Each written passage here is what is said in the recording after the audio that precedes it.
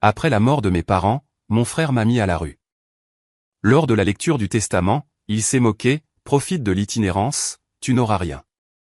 Le notaire a alors annoncé ma fortune. Mon frère s'est évanoui. Je m'appelle Nathalie Dubois et je me tenais près des cercueils de mes parents lorsque mon oncle s'est penché vers moi et m'a murmuré, « Demain, tu devras vider la maison. Les biens des Dubois restent aux hommes Dubois. » Ça a toujours été comme ça. 2 jours après leurs funérailles, j'ai retrouvé mes affaires jetées dehors sous la pluie. Mais voici ce que l'oncle Thierry ignorait. Ma mère avait passé 8 ans à se préparer pour ce moment précis. 8 ans de rendez-vous secrets avec des avocats.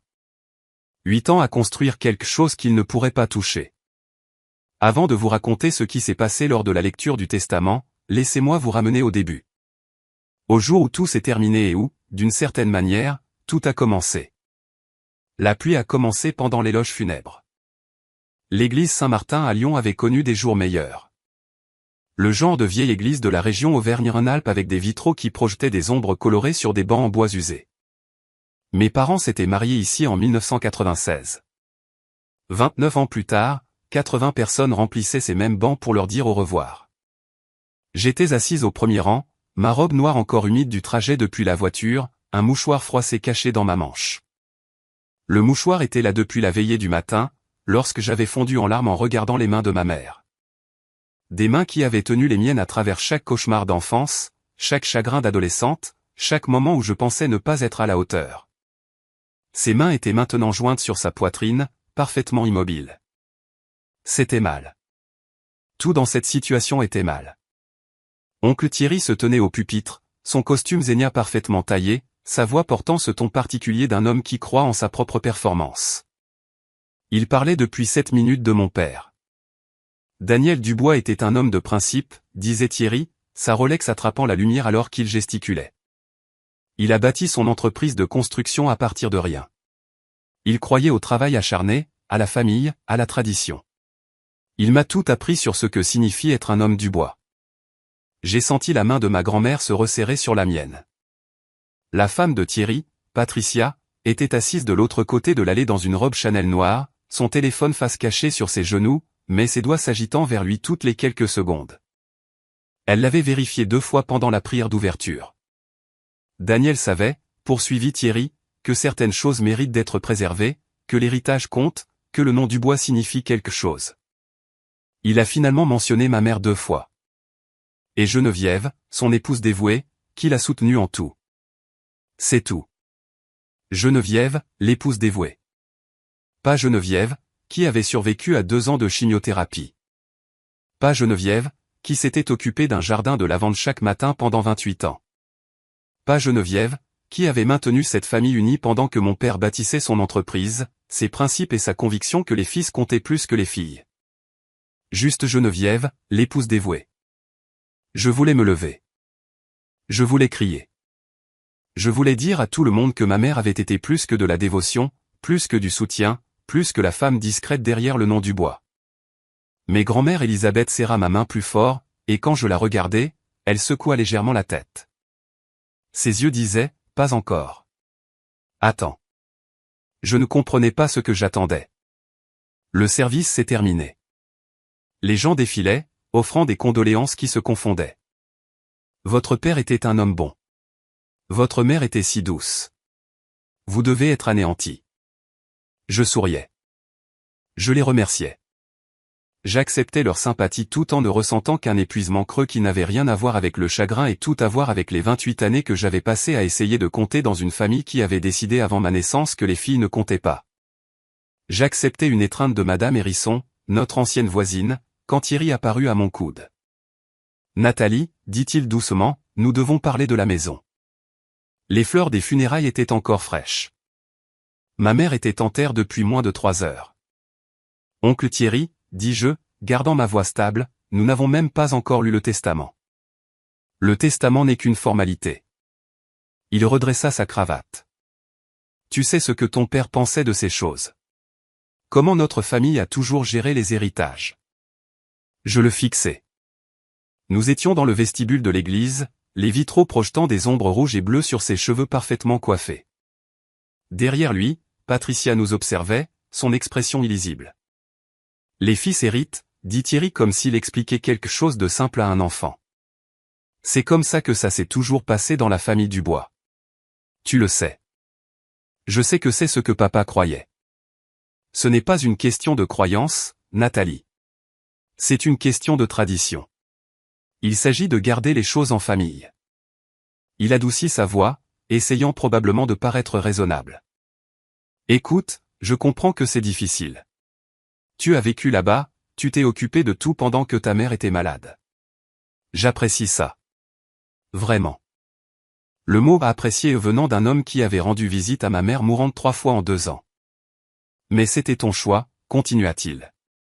Tu as choisi de mettre ta carrière en pause. Je n'ai pas mis ma carrière en pause. Je suis infirmière diplômée. Je travaillais de nuit pour pouvoir être là pendant ces traitements. D'accord, et c'était noble, mais ça ne change rien à la réalité de la situation. Il jeta un coup d'œil autour de lui, s'assurant que personne n'écoutait. La maison appartenait à ton père. Le patrimoine appartenait à ton père, et Daniel m'a très clairement dit à plusieurs reprises au fil des ans ce qu'il voulait. Ma gorge se serra. Ce qu'il voulait.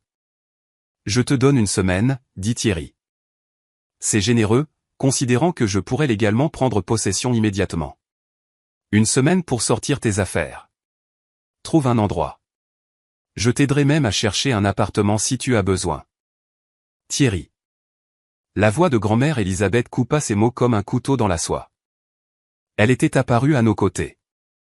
Ses 81 ans, mesurant à peine un m60, mais occupant d'une manière ou d'une autre tout l'espace du vestibule. Peut-être pourrions-nous garder cette conversation pour après que nous ayons tous eu le temps de faire notre deuil. Elisabeth. Le sourire de Thierry n'atteignit pas ses yeux. Bien sûr. J'essaie juste d'aider Nathalie à s'organiser. Personne ne veut que cela traîne en longueur et soit difficile. Non, dit grand-mère doucement. J'imagine que non. Il y avait quelque chose dans son ton qui fit vaciller le sourire de Thierry, mais il se reprit rapidement, nous fit un signe de tête à toutes les deux, et retourna vers Patricia qui attendait près de la porte. Je les ai regardés partir sans dire au revoir à personne. J'ai regardé Patricia se pencher et murmurer quelque chose qui crispa la mâchoire de Thierry. Je les ai regardés monter dans leur BMW et s'éloigner. Grand-mère, dis-je, que vient-il de se passer? Elle prit de nouveau ma main, de la même manière qu'elle l'avait tenue toute la journée. Ta mère t'aimait plus que la lavande et le soleil, ma chérie. Souviens-toi de ça. C'était une chose si étrange à dire, si spécifique. Je ne savais pas alors que c'était une citation d'une lettre que je n'avais pas encore lue. Une lettre qui expliquerait tout. Je suis rentré du travail 2 jours plus tard pour constater que ma clé ne fonctionnait plus. C'était un mercredi soir, juste après 19h. J'avais fait un double service à la maison de retraite Les Tilleuls parce que le deuil vous donne envie d'être utile, d'être nécessaire, d'être tout sauf seul avec vos pensées. Madame Rosa m'avait tenu la main pendant ma pause déjeuner et m'avait parlé de la perte de sa propre mère. Monsieur Chen m'avait serré dans ses bras et m'avait dit, vous étiez une bonne fille. J'avais tenu bon. J'avais été professionnel. J'avais fait mon travail. Et maintenant, je me tenais dans l'allée du 127 rue des Érables, la maison où j'avais grandi, la maison où j'avais passé les 2 dernières années à m'occuper de ma mère, et ma clé tournait dans une serrure qui ne la reconnaissait plus. J'ai réessayé, confuse. Peut-être que le froid avait déformé quelque chose. Un mois de mars dans la région lyonnaise pouvait être brutal. Mais non, la serrure avait été changée. Le peine dormant aussi. Je suis resté là un moment, mon sac d'infirmière lourd sur mon épaule, essayant de comprendre ce que cela signifiait. Puis j'ai contourné la maison jusqu'au garage. C'est là que j'ai trouvé ma vie. Des boîtes en carton empilées contre le mur du garage. Mes vêtements, mes livres, la boîte à recettes de ma mère qu'elle m'avait donnée à Noël dernier, mon diplôme d'infirmière de l'université Lyon 2 encadré, tout ce que je possédais jeté dans des boîtes emballées à la hâte, et parce qu'il avait plu cet après-midi. Une pluie froide et misérable qui correspondait parfaitement à la semaine passée. 2 des boîtes étaient trempées. Je pouvais voir les dégâts causés par l'eau sur mon diplôme, l'encre qui coulait, 6 ans d'études, de double service dans un restaurant pour payer les frais de scolarité, de preuve que je pouvais y arriver sans l'aide de mon père, réduit à un morceau de papier gondolé dans une boîte humide. À travers la fenêtre, je pouvais voir des lumières allumées à l'intérieur de la maison. du mouvement dans le salon. Patricia passa, un verre de vin à la main, riant de quelque chose sur son téléphone. Elle m'a vu debout sous la pluie, regardant mes affaires ruinées. Elle a souri, réellement souri, a levé son verre de vin dans un petit toast, et s'est éloignée. J'ai sorti mon téléphone et appelé Thierry. Mes mains tremblaient. De froid ou de rage, je ne savais pas trop. Il a répondu à la deuxième sonnerie, comme s'il attendait. Nathalie. Tu as changé les serrures. La maison est légalement à moi, dit-il, sans même faire semblant de s'excuser. Mon avocat l'a vérifié ce matin. Le patrimoine de ton père, la maison de ton père. La décision de ton père. Je t'avais donné jusqu'à la fin de la semaine, mais Patricia et moi avons décidé qu'il serait plus simple de faire une rupture nette. Tu as jeté mes affaires sous la pluie. Je les ai fait emballer soigneusement par une entreprise de déménagement. Si certaines boîtes ont été mouillées, c'est malheureux, mais ce n'est guère de ma responsabilité. Sa voix avait maintenant cette pointe d'agacement. Celle qui signifiait qu'il avait fini d'être poli. Tu as 24 heures pour récupérer tes affaires avant que je ne les fasse enlever de la propriété. Enlever pour les mettre où? Ce n'est pas mon problème. Écoute, Nathalie, je sais que tu es contrariée, mais peut-être que si tu avais fait quelque chose de ta vie au lieu de jouer à la petite infirmière avec des vieux, tu ne serais pas dans cette situation.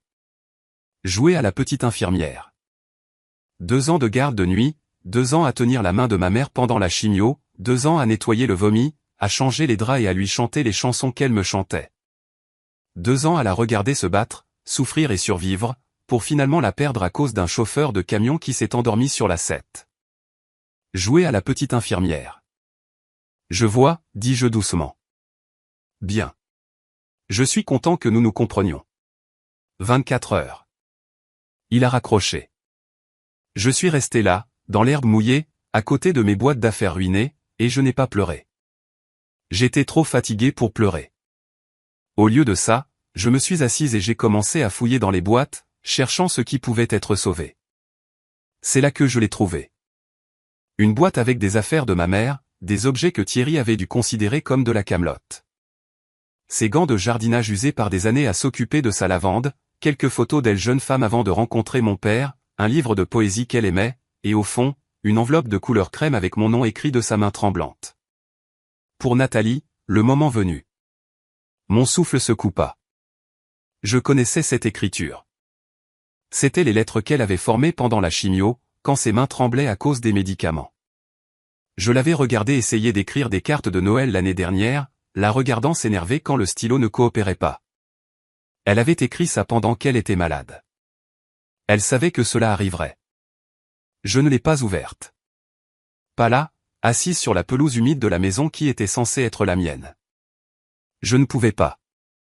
Au lieu de ça, j'ai sorti mon téléphone et j'ai appelé la seule personne à qui je pouvais penser. Diane Fournier a répondu à la 3e sonnerie. Nathalie, tout va bien? Non, dis-je, et ma voix s'est finalement brisée. Non, tout ne va pas bien. Peux-tu? J'ai besoin. Où es-tu? Chez mes parents, enfin, mon ancienne maison. Reste où tu es. J'arrive. 20 minutes. Elle est arrivée en 18. Diane s'est garée dans son Renault Espace, m'a jeté un regard, ainsi qu'aux boîtes et à la maison avec Patricia visible à travers les fenêtres éclairées, et a dit, monte. On s'occupera de tes affaires plus tard. Pour l'instant, tu viens à la maison avec moi. Je ne peux pas tout laisser comme ça. Si, tu peux, et tu vas le faire, parce que ce qu'il y a dans ces boîtes ne vaut pas une hypothermie. Elle a ouvert le coffre de sa voiture. Aide-moi à charger ce qu'on peut. Le reste attendra demain. Nous avons travaillé en silence, chargeant les boîtes dans sa voiture. Celles qui étaient mouillées, nous les avons laissées, à quoi bon? Quand nous avons fini, j'ai jeté un dernier regard à la maison. Ma maison, la maison que ma mère avait transformée en foyer, la maison où elle avait planté de la lavande chaque printemps, préparé les dîners du dimanche et m'avait dit que j'étais suffisante, même quand le silence de mon père disait le contraire. Patricia était toujours visible dans le salon, le téléphone à l'oreille, en train de rire. Allez, dit doucement Diane. On y va. L'appartement de Diane était petit, un 3 pièces dans un immeuble de Lyon qui avait connu des jours meilleurs, mais il était chaud et sec, et quand elle m'a tendu une tasse de thé et une couverture en me disant de m'asseoir. J'ai senti quelque chose dans ma poitrine se détendre enfin. « Tu veux en parler ?» demanda-t-elle. J'ai secoué la tête. Pas encore. J'ai besoin de... Il y a quelque chose que je dois lire d'abord. L'enveloppe reposait sur la table basse où je l'avais posée, de couleur crème et d'une certaine manière menaçante. Diane m'a vu la regarder. Ta mère ? Je crois bien. Je l'ai trouvée dans une boîte de ses affaires. Je l'ai prise, j'ai senti son poids. Il y avait autre chose à l'intérieur que du papier. Quelque chose de petit et dur. Diane s'est installée dans le fauteuil en face de moi. Tu veux que je te laisse seule ? Non. Reste, s'il te plaît. Mes mains tremblaient en ouvrant l'enveloppe. À l'intérieur se trouvait une lettre écrite sur ce papier à lettres coûteux que ma mère gardait dans le tiroir de son bureau, celui qu'elle n'utilisait que pour les choses importantes. Et en dessous, une carte de visite, Maître Evelyne Côté, avocate en droit des successions, Côté et associés, Lyon. J'ai mis la carte de côté et j'ai déplié la lettre. L'écriture était pire que dans mes souvenirs. Elle avait dû écrire cela pendant une des mauvaises semaines, quand la chimio rendait tout plus difficile. Ma très chère Nathalie, si tu lis ceci, alors ce que je craignais est arrivé. Ton père et ton oncle t'ont montré exactement qui ils sont. Je veux que tu saches que je l'ai vu. Je l'ai toujours vu. Je ne pouvais pas changer ton père. Dieu sait que j'ai essayé. Mais je pouvais te protéger. Il y a 8 ans, quand tu as été accepté à l'école d'infirmière et que Daniel a dit « Les filles n'ont pas besoin de faire de grandes études qui coûtent cher », j'ai pris une décision. Je suis allé voir Maître Evelyne Côté. Nous avons commencé à planifier. Chaque mois, quand je disais à ton père que j'allais à des rendez-vous médicaux, je rencontrais Evelyne. Chaque fois que Daniel donnait de l'argent à Thierry pour son entreprise, je mettais de l'argent de côté pour toi. Chaque fois qu'il te disait que tu n'étais pas assez, j'ajoutais un autre document à ton dossier. Je sais que tu souffres en ce moment. Je sais que Thierry a probablement pris la maison, t'a probablement jeté dehors, t'a probablement fait sentir que tu n'étais rien. Mais ma chérie, tu n'es pas rien. Tu ne l'as jamais été. Contacte Evelyne. Elle a tout ce dont tu as besoin. Tous les papiers, tous les arrangements, tout ce que je ne pouvais pas te donner de mon vivant. Tu n'es pas un fardeau. Tu ne l'as jamais été. Tu es la meilleure chose que j'ai jamais faite. Je t'aime plus que la lavande et toutes les bonnes choses. Maman. PS ne fais pas confiance à Thierry. Demande à Evelyne ce que je lui ai demandé d'enquêter. Demande-lui les dossiers de l'hôpital de la Croix-Rousse de 1973. Demande-lui pourquoi il n'y a pas d'acte de naissance pour Thierry Dubois à l'hôpital où il prétend être né. Je l'ai lu 3 fois avant que les mots ne prennent un sens. 8 ans. Elle avait planifié ça pendant 8 ans. Tous ces rendez-vous médicaux. Tous ces après-midi où elle m'avait demandé de la conduire à Lyon et d'attendre dans la voiture. J'avais pensé qu'elle s'occupait de factures médicales, de paperasse d'assurance, de choses trop ennuyeuses pour m'impliquer. Elle me construisait un avenir. Nathalie. La voix de Diane semblait venir de loin. Qu'est-ce que ça dit ? Je lui ai tendu la lettre, incapable de parler. Diane l'a lue en silence, son expression passant de la confusion à la compréhension, puis à une sorte d'admiration. Quand elle a fini, elle a regardé la carte de visite, puis m'a regardé. Ta mère était une véritable guerrière. Un son est sorti de moi qui aurait pu être un rire ou un sanglot. Elle n'a jamais rien dit, pas une seule fois en 8 ans. Parce que si elle l'avait fait, quelqu'un aurait essayé de l'arrêter. Diane posa la lettre avec soin. Nathalie, tu comprends ce que ça signifie ? Elle t'a laissé quelque chose. Quelque chose que Thierry ne peut pas toucher. Mais quoi ? Qu'aurait-elle pu avoir que papa ne contrôlait pas ? Je ne sais pas, mais cette Evelyne Côté le saura. Diane prit la carte de visite. Il est presque 20 heures. Trop tard pour appeler ce soir. Mais demain matin à la 1re heure. Non. Je lui ai pris la carte. Maintenant. J'appelle maintenant. Le numéro renvoyait à une messagerie vocale. Normal à 20 heures un mercredi. Mais l'enregistrement disait « Vous êtes bien chez Maître Evelyne Côté du cabinet Côté et Associés. S'il s'agit d'une affaire de succession urgente, veuillez appuyer sur la touche 1 pour joindre notre service de permanence. J'ai appuyé sur un. Une femme a répondu. Professionnel, efficace. Service de permanence côté et associé. Je m'appelle Nathalie Dubois. Je dois parler à maître Evelyne Côté au sujet de la succession de ma mère, Geneviève Dubois. Une pause. Un instant, s'il vous plaît. La musique d'attente a duré moins de 30 secondes avant de s'arrêter et qu'une nouvelle voix se fasse entendre. Plus âgée, assurée. Mademoiselle Dubois, ici Evelyne Côté. J'attendais votre appel. Mon souffle se coupa. Vous attendiez. Quoi? Votre mère a laissé des instructions très précises. Si vous ne me contactiez pas dans la semaine suivant son décès, je devais vous joindre. Mais j'avais le sentiment que vous trouveriez la lettre plus tôt que ça. Une pause. Je suis sincèrement désolé pour votre perte, Nathalie. Geneviève était une femme exceptionnelle. Vous la connaissiez? Je l'ai connue pendant 8 ans. Nous nous rencontrions tous les mois. C'était l'une des clientes les plus avisées que j'ai jamais représentées. La voix d'Evelyne s'adoucit. J'imagine que vous avez des questions. Je ne sais même pas quelles questions poser. Alors laissez-moi vous dire ce qui va se passer. Une lecture formelle du testament est prévue jeudi prochain à 14 h. Les testaments de vos 2 parents doivent être lus ensemble. Thierry a déjà été prévenu. J'aimerais que vous soyez présente. Je ne comprends pas. Si papa a tout laissé à Thierry.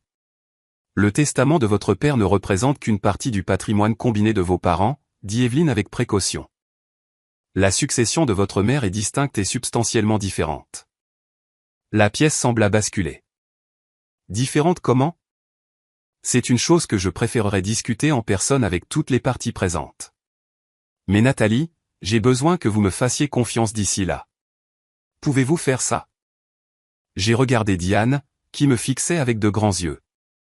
Quoi que Thierry dise, continua Evelyne, quoi qu'il menace, ne réagissez pas. Ne signez rien. Attendez simplement. Pouvez-vous faire ça pour moi? Pour votre mère?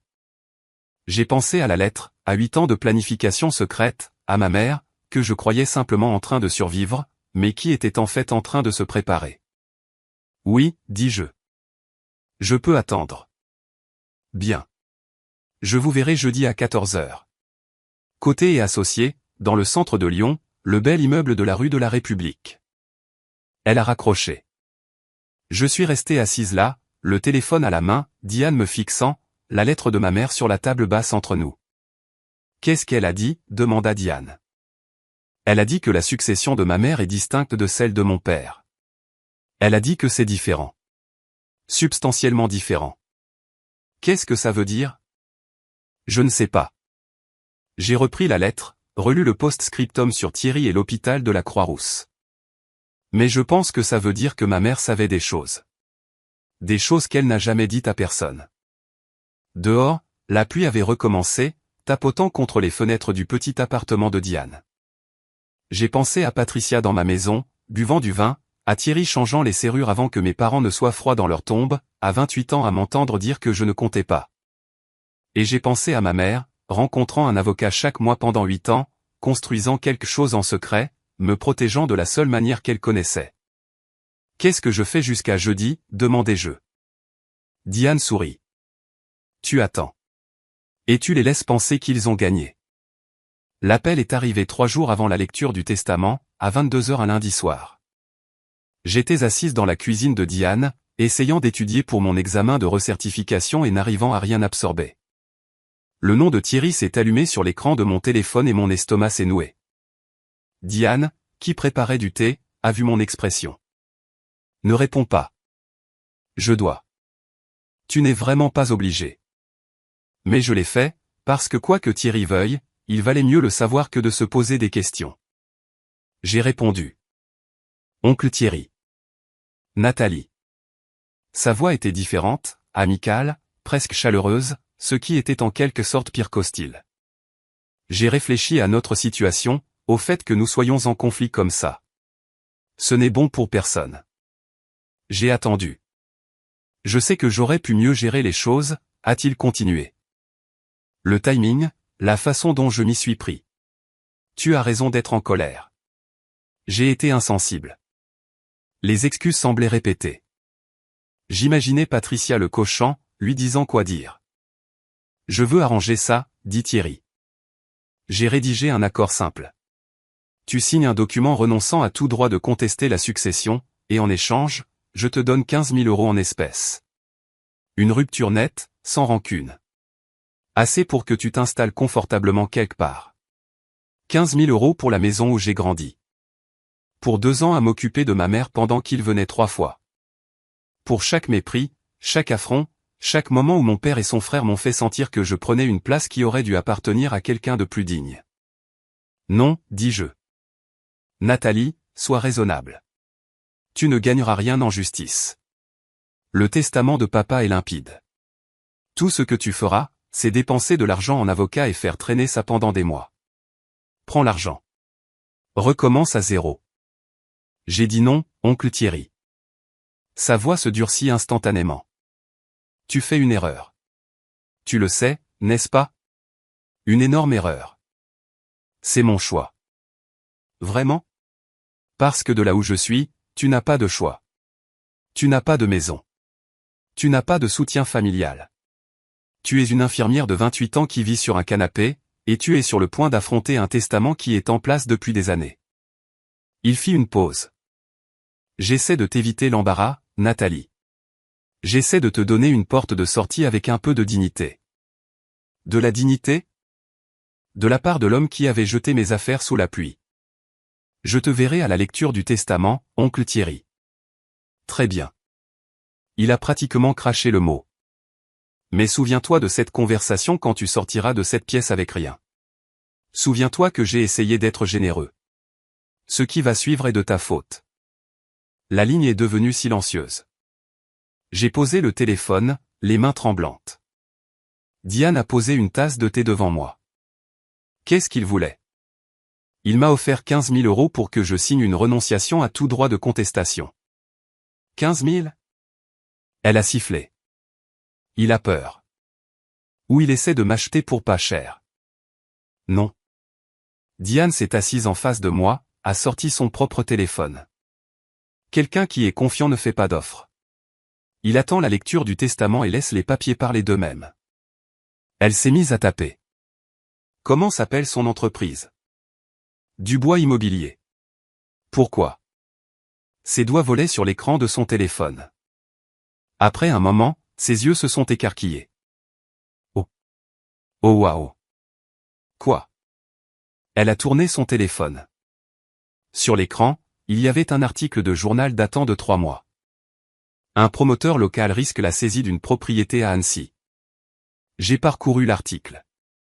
Le nom de Thierry apparaissait plusieurs fois. Tout comme les expressions perte d'investissement significative et dette croissante. Continue de lire, dit Diane. Un autre article d'il y a 2 mois. Les pertes d'investissement de 800 000 € de Dubois Immobilier soulèvent des questions. Et un autre d'il y a 1 mois. Un couple d'Annecy en défaut de paiement sur son prêt immobilier. J'ai levé les yeux vers Diane. Il est fauché. Pas seulement fauché, il est en train de couler. Regarde l'Instagram de Patricia. Je l'ai affiché sur mon téléphone. Le fil de Patricia, habituellement rempli de sacs de créateurs, de vernissage et de photos de leur maison d'Annecy, avait changé. Les publications récentes parlaient toutes de minimalisme, de trouver le contentement dans la simplicité et de la joie de réduire son train de vie. Le code pour nous ne pouvons plus nous permettre notre style de vie. Il ne veut pas seulement la maison, dis-je lentement. Il en a besoin. Il compte sur le patrimoine de papa pour le sauver. Ce qui signifie, dit Diane, qu'il a probablement déjà dit à ses créanciers qu'il allait recevoir un héritage. Probablement déjà fait des promesses basées sur de l'argent qu'il pensait recevoir. J'ai pensé au désespoir de Thierry au téléphone, au sourire de Patricia à travers la fenêtre, à la façon dont ils m'avaient tous les deux observé à l'enterrement, en train de calculer. Ils n'étaient pas seulement avides. Ils étaient désespérés. Et les gens désespérés font des choses terribles. Evelyne m'a dit de ne pas réagir, dis-je. De ne rien signer, juste d'attendre. Alors c'est ce que tu fais. Diane me serra la main. Jeudi, c'est dans 3 jours. Tu peux attendre 3 jours. J'ai repris la lettre de ma mère, je l'ai relue. Ne fais pas confiance à Thierry. Maman avait su. D'une manière ou d'une autre, elle avait su. C'est quoi ce post-scriptum? Demanda Diane. Les dossiers de l'hôpital. J'ai lu à voix haute. Demande-lui les dossiers de l'hôpital de la Croix-Rousse de 1973. Demande-lui pourquoi il n'y a pas d'acte de naissance pour Thierry Dubois à l'hôpital où il prétend être né. Nous nous sommes regardés. C'est étrangement spécifique, dit Diane. Maman n'écrivait pas des choses qu'elle ne pensait pas. Alors, qu'est-ce que tu penses que ça veut dire? J'ai pensé au besoin désespéré de Thierry d'être reconnu comme un Dubois, à la façon dont il s'accrochait au nom de famille, à la tradition, à l'idée qu'il méritait tout à cause de son sexe. Je pense, dis-je lentement, que ma mère a découvert quelque chose sur Thierry. Quelque chose qu'il ne sait pas que quelqu'un d'autre sait. Et elle voulait que tu aies cette information. Ou elle voulait qu'Evelyne l'ait. J'ai regardé mon téléphone, l'heure. 3 jours. Je peux attendre 3 jours. Mais en le disant, je me demandais ce que ma mère avait bien pu découvrir d'autre en 8 ans de planification secrète. Ce qu'elle avait bien pu laisser derrière elle pour que je le trouve. Et je me demandais si Thierry avait la moindre idée de ce dans quoi il s'engageait. Jeudi, le matin de la lecture du testament, je suis allé sur la tombe de ma mère. Le cimetière de Loyasse était situé sur une colline surplombant le Rhône, le genre de vieux cimetière où des anges de marbre veillaient sur des tombes datant des années 1800. Les tombes de mes parents se trouvaient dans la nouvelle section, côte à côte sous un chêne qui serait magnifique en été. Maintenant, fin mars, ce n'était que des branches, de la boue et les dernières plaques de neige tenace. J'avais apporté de la lavande du jardin de ma mère. J'étais retourné à la maison la veille avec Diane en renfort, avec l'intention de simplement récupérer le reste de mes boîtes. Mais quand j'avais vu le jardin de maman, quelque chose en moi s'était brisé. La plupart des plantes étaient mortes ou en dormance. Mais là, dans le coin où la clôture bloquait le pire du vent d'hiver, quelques tiges avaient survécu. De nouvelles pousses, violettes, vertes et fragiles. Je les avais coupées avec soin, les avais emportées avec moi. Maintenant, je me suis agenouillé dans l'herbe mouillée et les ai placées sur la tombe de ma mère. « Salut, maman » dis-je doucement. Je sais que tu ne peux pas m'entendre, ou peut-être que si. Je ne sais pas comment tout ça fonctionne. Un oiseau a chanté quelque part dans les arbres. Le bruit du fleuve montait de la colline. J'ai lu ta lettre. Toute, en fait. Tu m'en as écrit 3. Tu le savais? Une dans la boîte que tu as laissée, une qu'Evelyne a pour après la lecture, et une qui est apparemment pour plus tard. Evelyne n'a pas voulu me dire quand plus tard arrivera. J'ai tracé du doigt son nom sur la plaque temporaire. La pierre tombale permanente ne serait pas prête avant un autre mois. Geneviève Éléonore Dubois, 1969 à 2025. Mère bien-aimée. Il s'était disputé à propos de l'inscription. Thierry voulait qu'il soit écrit l'épouse et mère bien-aimée. J'avais insisté pour que ce soit juste mère. C'était la première bataille que j'avais gagnée. Je ne sais pas ce que tu m'as laissé, ai-je continué. Evelyne ne veut pas me le dire. Elle dit que je dois l'entendre en présence de Thierry, que c'est ce que tu voulais. Mais maman, j'ai peur. Et si ce n'est rien? Et si tout ça, la planification, les secrets? Et si papa l'avait découvert et avait tout changé? Le vent s'est levé, emportant l'odeur de la terre mouillée et du début du printemps. Thierry m'a offert 15 000 € pour que je m'en aille, pour que je signe des papiers disant que je ne contesterai rien. Une partie de moi voulait les prendre. Pas parce que c'est assez. Ça ne l'est pas. Mais parce que je suis fatigué, maman. Je suis si fatigué de me battre. D'essayer de prouver que je compte, de sentir que je suis toujours à un pas de me faire dire que je ne suis pas assez. J'ai essuyé mes yeux. Je n'avais pas l'intention de pleurer. Mais ensuite je me souviens de toi. Je me souviens de la façon dont tu te levais tôt pour t'occuper de ce jardin. Même quand tu étais malade, même quand la chimio te rendait si fatigué que tu pouvais à peine tenir debout. Tu sortais là-bas et tu arrachais les mauvaises herbes et tu arrosais la lavande comme si c'était la chose la plus importante au monde. J'ai pris une des tiges que j'avais apportées, je l'ai portée à mon nez. L'odeur était faible mais reconnaissable. Je ne t'ai jamais demandé pourquoi la lavande. J'aurais aimé le faire. J'aurais aimé te demander beaucoup de choses. Mon téléphone a vibré. Diane. Je passe te prendre dans 30 minutes. Ça va? J'ai répondu par SMS. Au cimetière. Je serai prête. Je dois y aller, dis-je à la tombe, à ma mère, à l'air. La lecture est à 14 heures. Evelyne dit que tu t'es préparée pour ça, que tu as pensé à tout. J'espère que tu as raison, maman, parce que je ne sais pas si je suis assez forte pour faire ça seule. Je me suis levé, j'ai brossé l'herbe mouillée de mon jean. Je t'aime, dis-je. Je t'aime plus que la lavande et toutes les bonnes choses. C'est ce que tu disais, non? Je vais essayer de m'en souvenir quand les choses deviendront difficiles aujourd'hui. Je vais essayer de me souvenir que tu pensais que je valais la peine d'être protégé. Je me suis retourné pour partir, puis je me suis arrêté. Encore une chose. Et maman, à propos de Thierry et des dossiers de l'hôpital. Quoi que tu aies découvert, quoi que tu aies voulu que je sache, j'espère que c'est suffisant. J'espère que c'est suffisant pour leur faire enfin voir que je ne suis pas rien, que je ne l'ai jamais été. Le trajet du cimetière au centre-ville de Lyon a duré 20 minutes. Diane conduisait pendant que j'étais assise sur le siège passager, essayant de calmer mon cœur qui battait la chamade. Tu es jolie, dit Diane. Professionnelle. J'avais mis ma meilleure tenue, une robe bleu marine que je gardais habituellement pour les entretiens d'embauche, associée au blazer que Diane m'avait prêté. Ma blouse d'infirmière était plus confortable, plus moi, mais Evelyne avait suggéré d'avoir l'air soigné. Vous allez entrer dans une pièce avec des gens qui vous ont sous-estimé toute votre vie, avait-elle dit lorsque nous nous étions parlé la veille. Laissez-les voir qui vous êtes vraiment. Et s'il n'y a rien, demandai-je à Diane maintenant. Et si maman a surestimé ce qu'elle pouvait faire? Alors tu sors de là la tête haute et tu construis ta propre vie quand même, comme tu l'as toujours fait. Diane m'a jeté un coup d'œil. Mais Nathalie, je ne pense pas que ta mère ait surestimé quoi que ce soit. Cette lettre n'a pas été écrite par quelqu'un qui faisait des suppositions. Nous sommes arrivés chez Côté et Associés à 13h45. Le bâtiment était exactement ce qu'Evelyne avait décrit, un bel immeuble du quartier historique, la plaque de laiton brillante, le genre de cabinet d'avocat de la vieille bourgeoisie qui était probablement là depuis 100 ans. À travers la porte vitrée, je pouvais voir Thierry et Patricia dans le hall.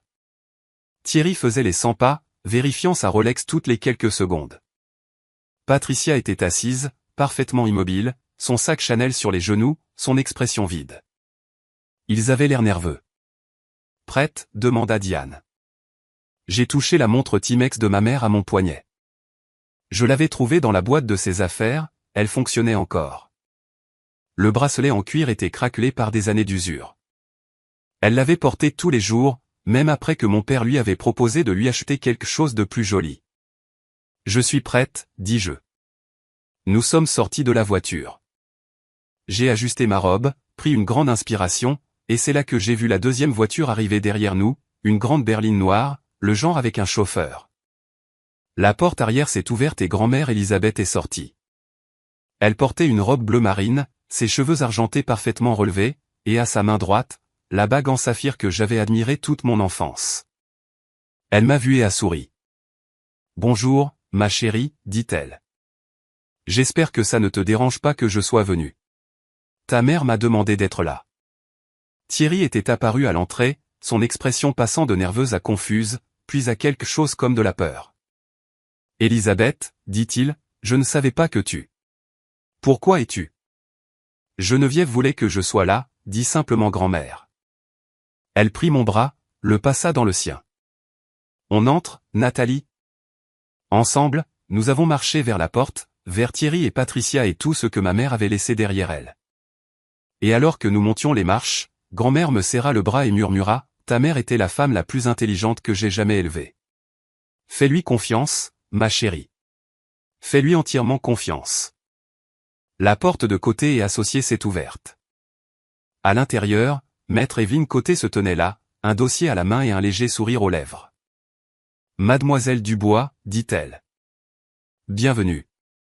Nous vous attendions. » La salle de conférence de Côté et Associés avait une table en acajou assez longue pour accueillir 12 personnes, bien que nous n'étions que 6. La lumière de l'après-midi filtrait à travers de hautes fenêtres, attrapant des grains de poussière dans l'air et donnant à tout une impression de suspension, d'attente. Maître Evelyne Côté était assise en bout de table, parfaitement composée dans un tailleur anthracite, ses cheveux argentés relevés en un chignon élégant. À sa droite se trouvait Sarah Mitchell, une jeune femme présentée comme assistante juridique et témoin. Le reste d'entre nous s'est installé avec une distance prudente. Thierry a pris le siège le plus proche d'Evelyne, une démonstration de pouvoir, revendiquant son territoire. Patricia s'est assise à côté de lui, ses ongles manucurés tapotant contre la table dans un rythme nerveux dont elle n'avait probablement pas conscience. Grand-mère Elisabeth s'est assise à côté de moi, sa présence solide et rassurante. En face de nous, Thierry ne cessait de lui jeter des regards avec une expression que je ne parvenais pas à déchiffrer. De la confusion peut-être, ou de l'inquiétude. Merci à tous d'être venus, commença Evelyne, sa voix claire et professionnelle. Avant de commencer, je tiens à préciser que nous allons lire 2 testaments aujourd'hui. Le testament de Daniel Dubois et le testament de Geneviève Dubois. Ce sont des documents distincts avec des dispositions distinctes. 2 testaments? Patricia fronça les sourcils. Pourquoi est-ce important? Tout était en propriété conjointe. L'expression d'Evelyne ne changea pas. Pas tout, en fin de compte. J'ai senti la main de ma grand-mère trouver la mienne sous la table et la serrer. Thierry ajusta sa Rolex avec ce geste étudié que j'avais vu 1000 fois. Très bien, finissons-en. Lisez d'abord le testament de papa. Parfaitement. Evelyne ouvrit le premier dossier, en sortit plusieurs pages. Dernière volonté et testament de Daniel Allan Dubois, daté d'il y a 14 mois, attesté et notarié dans le département du Rhône. La pièce devint silencieuse. C'était le moment. Evelyne lut les dispositions standards, nomination des exécuteurs, paiement des dettes, instruction funéraire. La voix de mon père semblait résonner à travers ces mots, ce ton de certitude qu'il avait toujours eu, le ton qui disait qu'il savait exactement comment le monde devait fonctionner. Puis elle arriva à la répartition des biens. À mon frère, Thierry Robert Dubois. Je lègue 60% de mes biens personnels, y compris mon véhicule, mes outils et équipements d'atelier, et ma part de tous les comptes financiers détenus conjointement avec mon épouse, Geneviève. Thierry hocha lentement la tête, la satisfaction se lisant sur son visage. 60%, pas les 70 qu'il avait probablement espéré, mais assez proches. À ma fille, Nathalie Line Dubois, je lègue 40% de mes biens personnels restants. Je clignai des yeux. 40%. Je m'attendais à une somme symbolique, peut-être 10 ou 15%. Quelque chose pour ne pas paraître complètement sans cœur, mais assez petit pour faire passer le message. 40% des biens restants, murmura Patricia, faisant le calcul. Après les dettes et les dépenses, donc en gros. Les comptes de papa totalisaient environ 95 000 €, dit Thierry, sa voix ayant pris ce ton magnanime, celui qui signifiait qu'il pensait être généreux. Après les frais de succession, tu auras peut-être 38 000 €, Nathalie. Plus que ce que je pensais que papa te laisserait, honnêtement. Il me sourit comme s'il me faisait une faveur. La prise de ma grand-mère sur ma main se resserra, mais sa voix était calme et contrôlée. Thierry, peut-être pourrais-tu laisser l'avocate terminer. Qui a-t-il à terminer? Il se pencha en arrière dans sa chaise, un bras drapé sur le dossier. La maison appartenait à papa. L'argent appartenait à papa. Je suis l'héritier principal. Nathalie reçoit un lot de consolation, ce qui est généreux dans les circonstances. Patricia avait sorti son téléphone, calculant probablement déjà comment utiliser la part de Thierry pour rembourser leurs dettes. En fait, dit Evelyne, sa voix coupant la satisfaction de Thierry comme un scalpel, il reste pas mal de choses à discuter. Quelque chose dans son ton fit vaciller le sourire de Thierry. Le testament de votre père ne représente qu'une partie du patrimoine combiné de vos parents, continua Evelyne, fermant le premier dossier et ouvrant le second. La succession de votre mère est distincte et significativement plus importante que celle de votre père. La pièce devint très silencieuse. Distincte? Thierry se redressa. Qu'est-ce que vous voulez dire par distincte? Maman n'avait pas son propre patrimoine. C'était une femme au foyer. Tout ce qu'elle avait venait de papa. Ce n'est pas exact, monsieur Dubois. Si, c'est exact. Thierry se leva, comme si la hauteur lui donnait de l'autorité. Je connais ma propre famille. Quel que soit le petit compte d'épargne que maman ait pu avoir, ça ne change rien. Papa a clairement exprimé ses volontés pendant des décennies. Le fils hérite. La fille prend ce qu'on lui donne et est reconnaissante. Il se tourna vers moi, et le venin était de retour, vif et familier. C'est ça que j'essayais de t'épargner, Nathalie. Cet embarras. Tu es assise ici en espérant que maman t'a laissé quelque chose de significatif. Quoi? Ces bijoux? Ces fiches de recettes? Ça n'a pas d'importance. La maison appartient toujours à papa. L'argent réel appartient toujours à papa. Et tu es toujours Monsieur Dubois. La voix d'Evelyne n'était pas forte, mais elle arrêta Thierry en pleine phrase. Asseyez-vous. L'ordre était si inattendu que Thierry obéit, retombant sur sa chaise.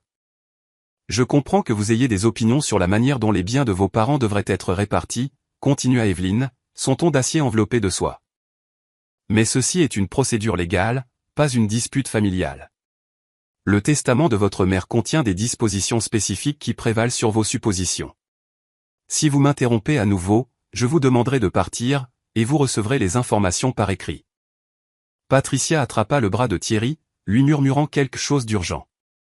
Il se rassit, la mâchoire serrée, la fureur émanant de lui par vagues. Evelyne prit le second dossier avec un soin délibéré. Et maintenant, dit-elle, nous abordons la question de la succession de Geneviève-Éléonore Dubois. Dernière volonté et testament de Geneviève-Éléonore Dubois, lut Evelyne, sa voix mesurée et claire. Mis à jour il y a 18 mois, attesté par moi-même et un notaire public du département du Rhône. La testatrice a été évaluée par le docteur Sarah Hamonde, une psychiatre certifiée, et déclarée pleinement compétente pour exécuter ce document. Elle regarda directement Thierry et je vis la chose venir avant même qu'il ne parle. Il y a 18 mois. Sa voix était tendue. Maman était en plein milieu de la chimio il y a 18 mois. Son jugement était altéré. Les médicaments, le stress. J'avais anticipé cette préoccupation, répondit Evelyne d'un ton égal. Elle produisit un document et le fit glisser sur la table. C'est pourquoi j'ai l'évaluation écrite du docteur Hamonde confirmant la pleine capacité cognitive de votre mère au moment de la signature. Puis elle posa une clé USB sur la table. Le petit rectangle noir sembla aspirer tout l'air de la pièce. J'ai également une documentation vidéo de la signature elle-même, continua Evelyne. Votre mère ne voulait aucune ambiguïté. Elle s'est enregistrée en train d'expliquer chaque décision de ce document. La vidéo dure 34 minutes et est disponible pour examen si quiconque souhaite contester sa compétence. Le téléphone de Patricia avait cessé de bouger. Elle fixait la clé USB comme si elle pouvait exploser. C'est. Thierry déglutit. C'est très minutieux. Votre mère était une femme minutieuse, Monsieur Dubois. Les lèvres d'Evelyne se courbèrent très légèrement. Maintenant, Madame Dubois a laissé une lettre qu'elle a spécifiquement demandé que je lise à voix haute à toutes les personnes présentes. Elle leva une seule page de papier à lettres couleur crème, le genre chair. Je le reconnus immédiatement. Le papier spécial de ma mère, celui qu'elle gardait dans le tiroir de son bureau pour la correspondance importante. L'écriture était tremblante mais délibérée, écrite pendant la chimio quand ses mains tremblaient. À ceux que j'aime, lut Evelyne, et ma gorge se serra. Si vous entendez cette lettre, c'est que je suis parti, et que le moment que je redoutais est arrivé. Thierry était devenu très immobile. Je vous aime tous. Je veux que vous le sachiez d'abord. Mais l'amour ne me rend pas aveugle. Evelyne fit une pause, nous regardant pour s'assurer que nous écoutions. Nous écoutions. Aucun de nous ne pouvait détourner le regard.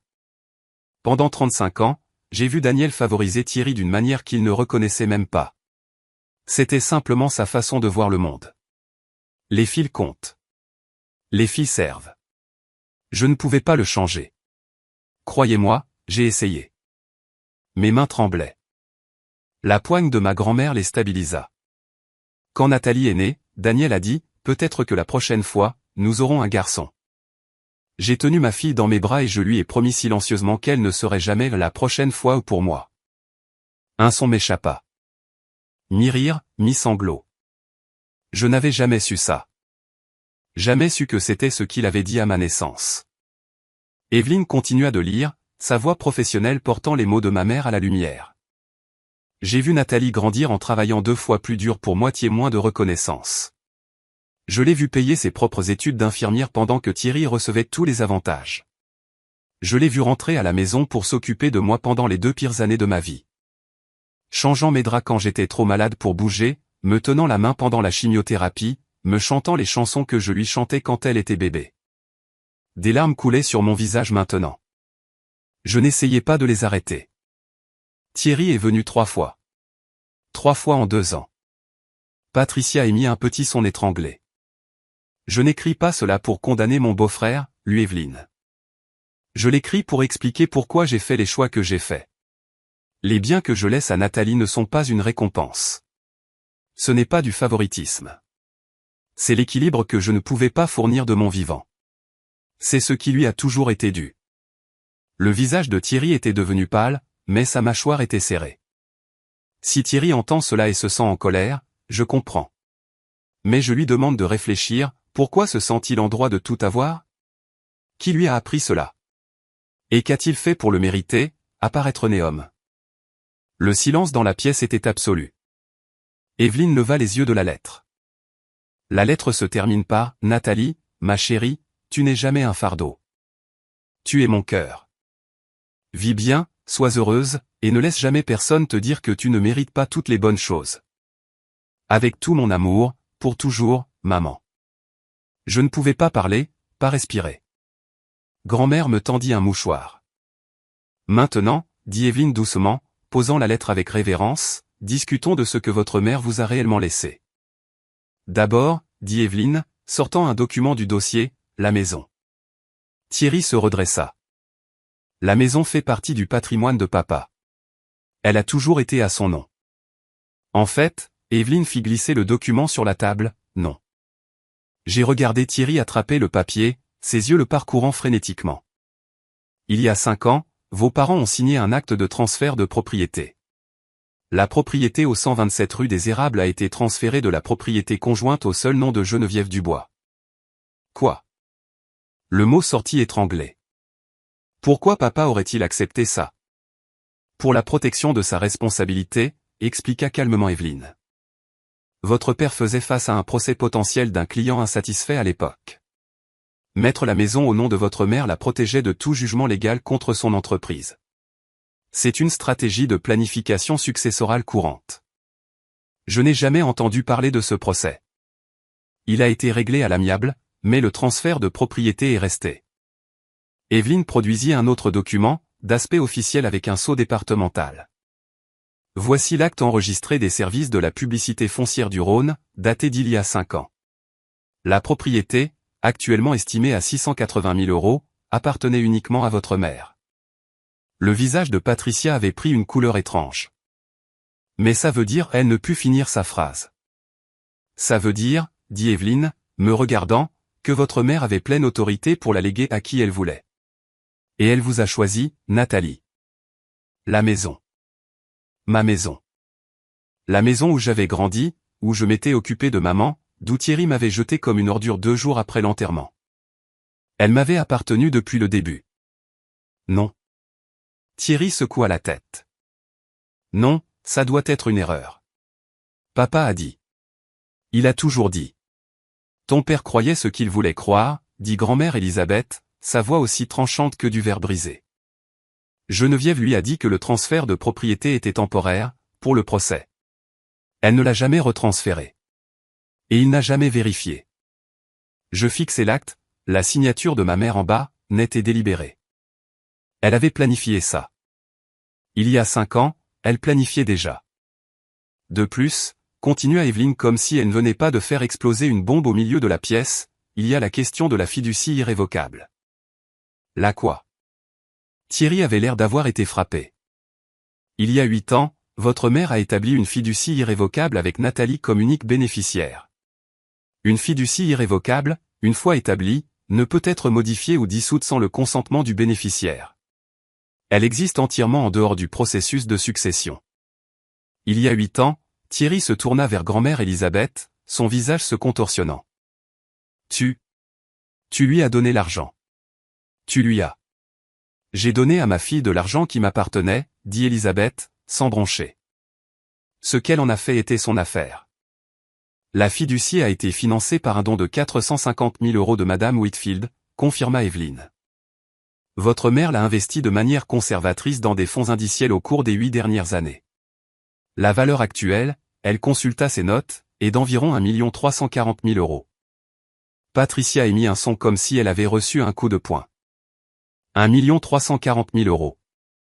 Ma mère, qui portait une montre Timex, cultivait ses propres légumes et n'achetait jamais rien dont elle n'avait pas besoin, m'avait tranquillement bâti une fortune pendant que je pensais à peine joindre les deux bouts. C'est de la fraude, balbutia Thierry. C'est. Papa ne le savait pas. Il n'aurait jamais permis. Le fait que votre père le sache ou non est sans pertinence, dit Evelyne, sont-on toujours parfaitement égales. La fiducie a été légalement établie avec des fonds qui ne lui ont jamais appartenu.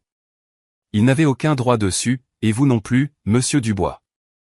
La clé USB reposait sur la table, 34 minutes de la voix de ma mère expliquant pourquoi elle avait fait ce qu'elle avait fait. 34 minutes que je regarderai plus tard, seul, quand je serai capable d'entendre à nouveau sa voix. Il y a un dernier actif, dit Evelyne. Thierry avait l'air d'être sur le point d'être malade. La poigne de Patricia sur son bras était devenue blanche.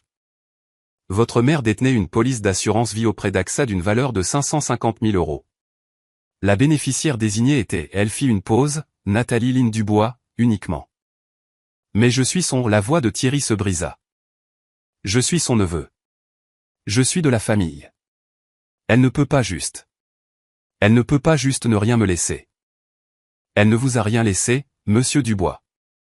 Evelyne sortit une dernière page. Le testament de votre mère spécifie que vous devez recevoir ses effets personnels, les albums photos, sa collection de bijoux, et une lettre qu'elle a écrite spécifiquement pour vous. Une lettre.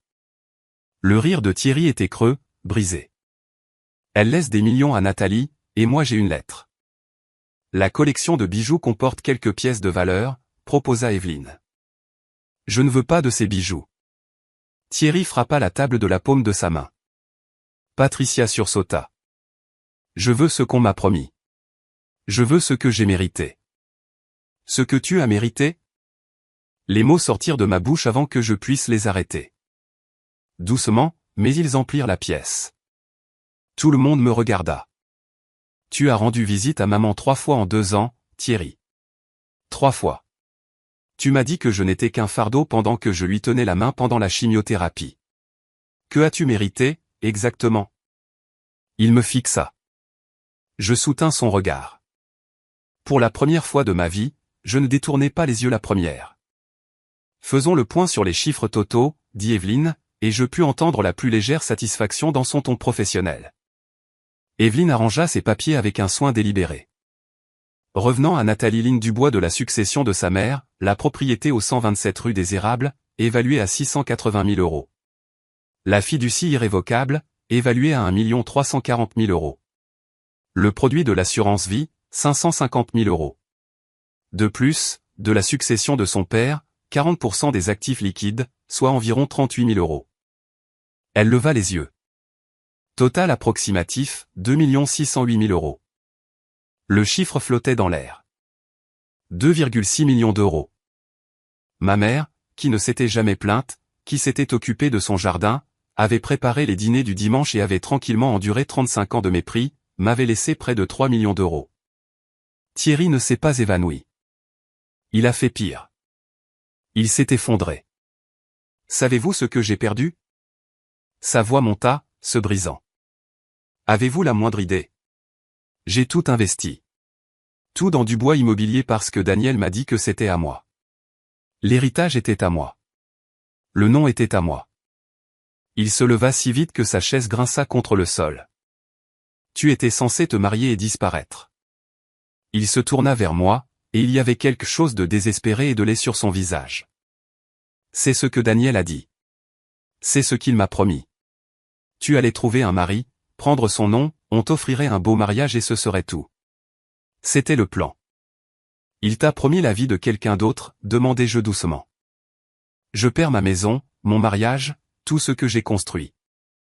Ses mains tremblaient. J'ai besoin de cet argent, Nathalie.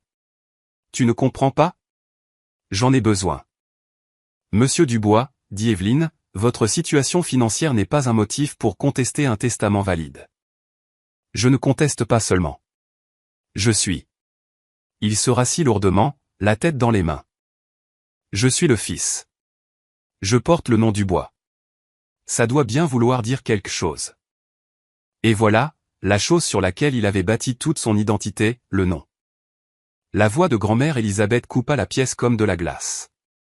Thierry, sais-tu quand je t'ai rencontré pour la première fois? Il leva les yeux, confus par le changement de sujet. Tu m'as rencontré quand j'étais petit. Je t'ai rencontré quand tu avais 3 ans, au mariage de Daniel et Geneviève. Tu étais le porteur d'alliance. Oui. Alors j'ai demandé à la mère de Daniel, ta mère, à quel hôpital tu étais né. Elle a dit l'hôpital de la Croix-Rousse. Les yeux d'Elisabeth étaient durs. J'ai demandé à voir des photos de toi bébé. Elle a dit qu'elles avaient été perdues dans un déménagement. Tout le monde était figé, observant. Pendant 49 ans, continua Elisabeth, je me suis demandé pourquoi une mère n'aurait pas de photos de son plus jeune fils bébé. L'atmosphère dans la pièce changea. Grand-mère, dis-je doucement. Qu'est-ce que tu es en train de dire? Elisabeth se tourna vers Evelyne. Pourriez-vous, s'il vous plaît, récupérer les documents que je vous ai donnés le mois dernier, ceux de l'enquêteur privé? Evelyne sortit une enveloppe scellée. Madame Whitfield a engagé un enquêteur privé il y a 6 mois, expliqua-t-elle, après le diagnostic de Geneviève. Elle voulait comprendre toute la situation familiale avant de finaliser les plans de succession. Vous m'avez fait enquêter. Thierry se releva. Vous n'aviez pas le droit. J'avais tout à fait le droit de protéger les volontés de ma fille, dit Elisabeth. Et ce que j'ai trouvé. Evelyne, veuillez lire le résumé. C'était ça. La chose à laquelle ma mère avait fait allusion dans sa lettre. Les dossiers de l'hôpital. Evelyne ouvrit l'enveloppe et en sortit une seule page. Selon les archives de l'hôpital de la Croix-Rousse, l'UL, aucun Thierry Dubois n'est né en 1973. Cependant, un Thierry Morrison est né de Margaret Morrison le 15 juin 1973. Elle produisit un acte de naissance. Margaret Morrison était la secrétaire du père de Daniel. Elle a fait adopter le bébé. Les parents adoptifs, Robert et Éléonore Dubois, les parents de Daniel. La pièce devint absolument silencieuse. Les parents de Daniel vous ont adopté quand Daniel avait 6 ans, continua Evelyne. Ils vous ont élevé comme le frère de Daniel, mais vous n'avez aucun lien de sang avec la famille Dubois. Les mots semblaient résonner. Aucun lien de sang. Pas un Dubois. Non. La voix de Thierry était à peine un murmure. Non, ce n'est pas je ne savais pas. Je jure que je ne savais pas. Patricia se leva. Tu m'as dit que tu étais l'héritier Dubois. Tu as dit que le nom, l'héritage. Tout appartenait par le sang. Je pensais. Thierry regarda entre nous tous, désespéré. Mes parents ne me l'ont jamais dit. Daniel n'a jamais su. Daniel ne le savait pas, confirma Elisabeth. Mais Geneviève l'a découvert il y a 3 ans, quand elle aidait à régler la succession de votre mère après sa mort. Elle a trouvé les papiers d'adoption dans un coffre-fort. Maman savait. Je regardais ma grand-mère. Pourquoi ne le lui a-t-elle pas dit? Parce qu'elle savait que ça le détruirait, dit Elisabeth. Elle n'était pas cruelle, Nathalie. Elle n'allait juste pas laisser sa fausse revendication te détruire, toi. Thierry s'affaissa de nouveau sur sa chaise. Toute sa combativité avait disparu. Le nom Dubois, dit-il à personne en particulier. Tout ce que j'ai construit, tout ce que je pensais être. C'est tout. C'est tout ce qu'on t'a donné, dit Elisabeth, sans méchanceté. Tu as été choisi, Thierry. Adopté dans une famille qui te voulait. Ça aurait dû être suffisant. Patricia attrapa son sac à main. Je dois y aller. Patricia. Thierry tendit la main vers elle. Ne. Elle recula. Tu m'as dit que nous investissions dans l'héritage familial. Tu m'as dit que l'héritage était garanti. J'ai abandonné ma carrière parce que tu as dit que nous serions en sécurité. Sa voix se brisa. J'ai épousé un mensonge. Elle sortit. La porte se referma derrière elle avec un clic doux qui sembla plus fort qu'un claquement.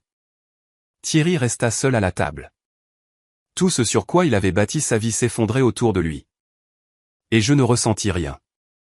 Pas de satisfaction. pas de vengeance. Juste une sorte de tristesse creuse pour un homme qui avait été si désespéré de compter qu'il avait fait en sorte que tous les autres se sentent insignifiants. Nathalie, sa voix était rauque. Je sais que je ne le mérite pas, mais s'il te plaît. Nous sommes toujours de la famille.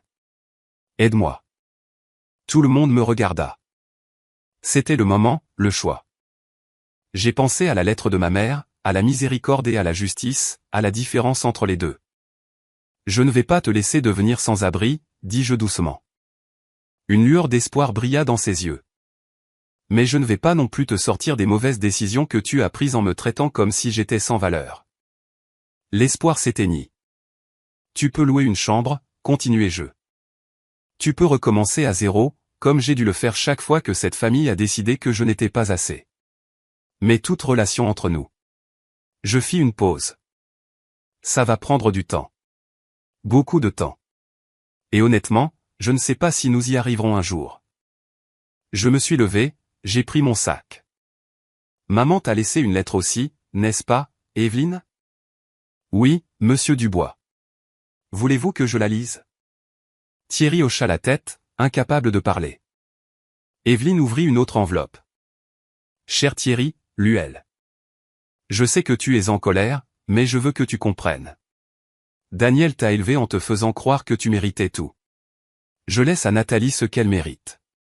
Non pas parce que je te déteste, mais parce que je l'aime. Tu as été adopté dans l'amour, Thierry. Tu as été choisi. Mais quelque part, tu as oublié que le fait d'être choisi était un cadeau, pas un droit. J'espère qu'un jour tu t'en souviendras. Geneviève. Je me suis dirigé vers la porte. Grand-mère a suivi. Derrière nous, Thierry était assis seul à la table en acajou, Patricia partie, son identité brisée, tenant une lettre d'une femme qu'il avait vue plus clairement qu'il ne s'était jamais vu lui-même. À la porte, je me suis retourné. Maman t'aimait, dis-je. Mais elle m'aimait assez pour me protéger de toi. C'est ça, la différence. Dehors, le soleil de l'après-midi était vif, trop vif pour la conversation que nous venions d'avoir. Grand-mère passa son bras sous le mien. Tu as été miséricordieuse, dit-elle. Je ne me sens pas miséricordieuse. Je me sens vide. Le vide est normal après une guerre, ma chérie. Tu te bats depuis 28 ans. Ton corps ne sait pas encore quoi faire de la paix. Nous avons marché jusqu'à la voiture en silence. J'étais millionnaire. Je possédais une maison. J'avais assez d'argent pour ne plus jamais m'inquiéter. Et tout ce à quoi je pouvais penser, c'était à ma mère rencontrant Evelyne chaque mois pendant 8 ans, construisant cet avenir brique par brique, sachant qu'elle ne serait pas là pour le voir. Grand-mère, dis-je en arrivant à la voiture. Savait-elle pour l'accident? Personne ne peut savoir une chose pareille. Mais elle s'est préparée comme si elle le savait. Élisabeth resta silencieuse un long moment. Ta mère s'est préparée parce qu'elle t'aimait, dit-elle enfin. Elle aurait fait ça qu'elle vive un jour de plus ou 30 ans de plus. Parce que l'amour, ce n'est pas d'être là. C'est de s'assurer que les gens que tu aimes sont en sécurité, même quand tu ne peux pas l'être. Elle sortit une boîte en velours de son sac à main. Elle voulait que tu aies ça. Après la lecture. À l'intérieur se trouvait la bague en saphir, celle que ma grand-mère avait portée toute ma vie. Je ne peux pas. C'était la mienne, dit Élisabeth. Je l'ai donnée à Geneviève le jour de son mariage. Elle me l'a rendue quand elle a su qu'elle allait mourir, pour que je puisse te la donner au bon moment. Elle la glissa à mon doigt. Parfaitement ajustée. Maintenant, dit grand-mère, rentrons à la maison. Tu as beaucoup de décisions à prendre. Mais aujourd'hui, tu respires, c'est tout. J'ai regardé en arrière vers ce bel immeuble, vers Côté et Associés, l'endroit où ma vie avait changé en l'espace d'une heure, et j'ai pensé, merci, maman. Merci de m'avoir vu. Merci de m'avoir sauvé. Merci de m'avoir aimé assez pour faire ce que tu ne pouvais pas faire pour toi-même. Le saphir attrapa la lumière, d'un bleu profond comme la liberté. Comme le ciel, comme les possibilités, comme la lavande en pleine floraison. La première chose que j'ai faite avec mon héritage a été rien. Pendant 3 jours après la lecture du testament, je suis allé travailler. J'ai enfilé ma blouse. J'ai conduit jusqu'à la maison de retraite Les Tilleuls et je me suis occupé de mes patients comme si le monde ne venait pas de basculer. Madame Rosa avait besoin de ses médicaments. Monsieur Chen avait besoin d'aide pour sa kinésithérapie. Les Harris de la chambre 304 avaient besoin que quelqu'un les écoute parler du mariage de leur petit-fils. Ils avaient besoin que je sois normal, alors je l'ai été. Tu es différente, a dit Madame Rosa le 3e jour. Je l'aidais à s'installer dans son fauteuil roulant pour le déjeuner, et elle m'observait avec ses yeux perçants qui voyaient tout. Différente comment? Plus légère. Comme si tu avais posé quelque chose de lourd que tu portais depuis longtemps. J'ai ajusté sa couverture, sans la regarder dans les yeux. Mes parents sont décédés récemment. Je sais, ma petite. Je suis désolé. Elle a touché ma main. Mais ce n'est pas ce que je veux dire. Tu sembles plus libre, d'une certaine manière. Le mot m'a frappé plus fort qu'il n'aurait dû. Libre. Était-ce cela, ce sentiment? Cette étrange légèreté qui ne cessait de me surprendre. Ta maman, a continué Madame Rosa, elle venait parfois en visite. Tu le savais? Je me suis arrêté. Quoi? L'année dernière, pendant tes pauses déjeuner. Elle s'asseyait dans la cour, te regardait par la fenêtre, travaillait avec les patients. Un jour, j'étais là-bas et je lui ai demandé pourquoi elle ne venait pas simplement dire bonjour. Ma gorge s'est serrée. Qu'est-ce qu'elle a dit? Madame Rosa a souri. Elle a dit, je ne veux pas déranger. Je veux juste la voir être brillante. Tu vois, c'est le mot exact qu'elle a utilisé. Brillante. Je me suis excusé et je suis allé dans la cage d'escalier. La même cage d'escalier où j'avais reçu l'appel concernant la mort de mes parents. Les mêmes marches en béton où je m'étais assise, incapable de respirer. Maintenant, je m'y suis assise à nouveau et j'ai pleuré. Mais pas de chagrin cette fois, de compréhension. Ma mère m'avait vu. Vraiment vu. Et elle avait pensé que j'étais brillante. 2 semaines après la lecture du testament, je me tenais devant le 127 rue des Érables avec Diane à mes côtés. La maison avait l'air pareil, de style colonial, 4 chambres, blanches avec des volets noirs. La pelouse avait besoin d'être tondue. Thierry avait clairement cessé de l'entretenir avant de partir. Sur le côté, je pouvais voir le jardin de lavande de ma mère. La plupart des plantes étaient mortes ou en dormance. Mais là, dans le coin où la clôture bloquait le pire du vent d'hiver, de nouvelles pousses sortaient. Des pousses violettes vertes, têtues et vivantes. Tu n'es pas obligé d'entrer si tu n'es pas prête, a dit Diane. Je sais, mais j'ai besoin de le voir. J'ai besoin de comprendre ce qu'elle m'a laissé. Ma clé fonctionnait maintenant. J'avais fait rechanger les serrures le lendemain de la lecture du testament, et il y avait quelque chose de profondément satisfaisant à tourner cette clé et à entendre le déclic. À l'intérieur, la maison était silencieuse, vide d'une manière qui n'avait rien à voir avec les meubles et tout à voir avec l'absence. Thierry avait pris ses affaires et était parti. La maison était propre, soit par un reste de honte, soit parce qu'il avait été trop pressé pour la saccager. Les affaires de ma mère étaient toujours là. Ses lunettes de lecture sur la table de chevet. Son peignoir suspendu dans le placard. Les fiches de recettes dans le tiroir de la cuisine. Chacune tachée et annotée de son écriture. J'ai traversé les pièces lentement, en me souvenant. Le salon où papa regardait le football et m'ignorait. La cuisine où maman m'a appris à faire ses lasagnes. Ma chambre d'enfant, toujours peinte de la couleur lavande qu'elle avait choisie quand j'avais 6 ans. Ta mère a choisi cette couleur, m'avait-elle dit alors. C'est pour la protection, pour les nouveaux départs, pour ma courageuse fille. J'avais pensé qu'elle voulait juste dire que c'était joli. Dans sa chambre, j'ai trouvé un album photo sur la table de chevet. Petit, relié en cuir. Je ne me souvenais pas l'avoir vu avant. À l'intérieur, des photos de moi de la petite enfance à l'âge adulte. Premier pas, premier jour d'école, remise des diplômes du lycée, remise des diplômes de l'école d'infirmière. Chaque étape dont elle avait été témoin. Sur la première page, de son écriture soignée, pour ma plus courageuse fille. Page après page, ma vie en images, et sous chaque photo une légende. Nathalie, 3 ans, première fois qu'elle est dans le jardin. Elle a cueilli de la lavande pendant une semaine. 8 ans, a perdu sa première dent. Daniel a oublié. Je lui ai préparé une surprise.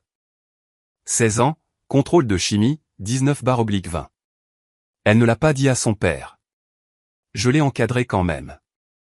22 ans, remise des diplômes d'infirmière. Daniel n'est pas venu. A dit qu'il avait une réunion. J'ai pris 200 photos parce que je savais qu'un jour elle voudrait se souvenir que quelqu'un était fier d'elle. J'étais si fier. J'ai cru que mon cœur allait éclater. Je me suis assise sur le bord de son lit et j'ai lu chaque légende, chaque petit moment qu'elle avait documenté. Chaque fois qu'elle avait été fière de moi, même quand personne d'autre ne faisait attention. Diane m'a trouvé là 20 minutes plus tard, l'album sur mes genoux, des larmes coulant sur mon visage. Et, dit-elle doucement en s'asseyant à côté de moi. Ça va? Elle me voyait, dis-je. Toute ma vie, elle m'a vu. Et je ne le savais pas. Je pensais. Je pensais que j'étais seul dans cette famille, mais je ne l'étais pas. Elle était là. Elle a toujours été là. Diane m'a pris dans ses bras. Qu'est-ce que tu vas faire de cet endroit? J'ai regardé autour de moi dans la chambre, les murs lavande, la fenêtre donnant sur le jardin. Je ne peux pas vivre ici, dis-je. Pas encore. Il y a trop de fantômes, trop de souvenirs de me sentir petite. Alors, tu la vends? Non, je ne peux pas la vendre non plus. C'est son amour, Diane. C'est son amour transformé en mur, en fenêtre et en ce fichu jardin de lavande dont elle s'occupait chaque jour. Alors, quoi? J'y ai réfléchi. À ce que ma mère aurait voulu, à ce qui honorerait ce qu'elle avait construit. Je la loue, dis-je lentement. À quelqu'un qui en a besoin, quelqu'un qui l'appréciera, quelqu'un qui s'occupera du jardin. Tu es sûr? Non, mais je pense que c'est la bonne chose à faire. Nous sommes descendus ensemble. Dans la cuisine, il y avait un mot sur le comptoir. L'écriture de Thierry. Nathalie, je suis désolé. Je sais que ce n'est pas assez, mais je le suis. J'ai plié le mot et l'ai mis dans ma poche. Désolé n'était pas assez, mais c'était un début. L'appel est arrivé un mardi soir, 6 semaines après la lecture du testament. J'étais dans mon nouvel appartement, un 3 pièces que j'avais loué avec Diane près de l'hôpital. Petit mais lumineux, avec un balcon où j'avais commencé à faire pousser de la lavande en pot.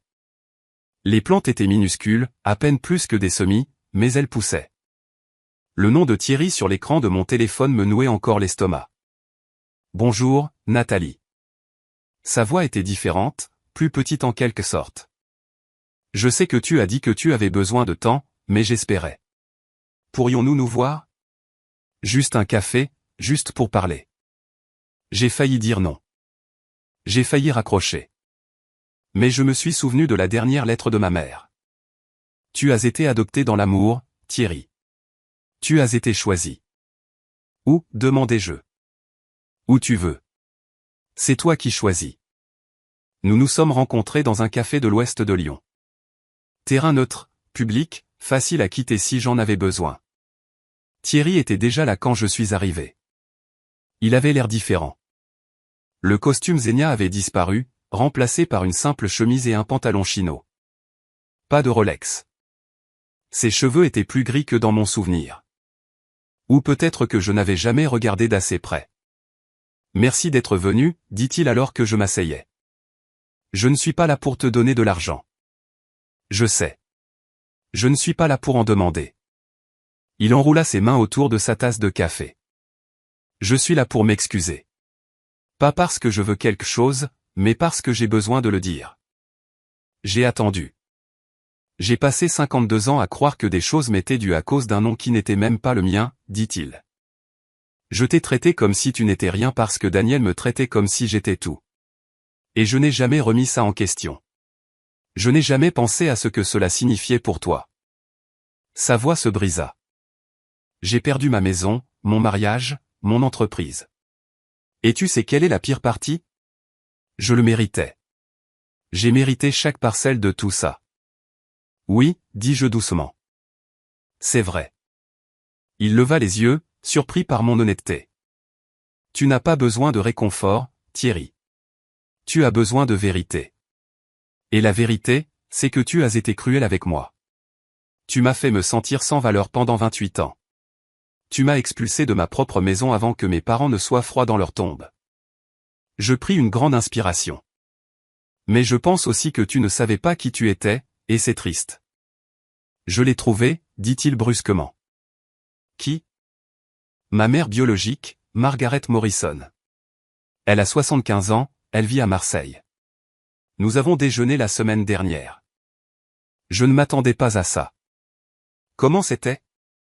Elle a pleuré quand elle m'a vu. Son sourire était amer. Elle a dit qu'elle m'avait abandonné parce qu'elle pensait que les Dubois me donneraient une vie meilleure. Elle pensait qu'ils me donneraient tout. Et ils l'ont fait, mais pas ce qui comptait. Non, acquiesça-t-il. Pas ce qui comptait. Nous sommes restés assis en silence un moment. Le café bourdonnait de conversations autour de nous. Des gens normaux ayant des journées normales. Qu'est-ce que tu vas faire maintenant, demandai-je. J'ai trouvé un travail. Commercial dans une agence immobilière à Grenoble. Pas ma société, celle de quelqu'un d'autre. Je commence en bas de l'échelle. Il me regarda. J'ai 52 ans et je recommence à zéro comme si j'en avais 25. Ça doit être difficile. C'est une leçon d'humilité. Il fit une pause. Nathalie, je sais que je ne mérite pas ton aide. Je sais que je ne mérite pas ton pardon. Mais je veux que tu saches que Geneviève avait raison.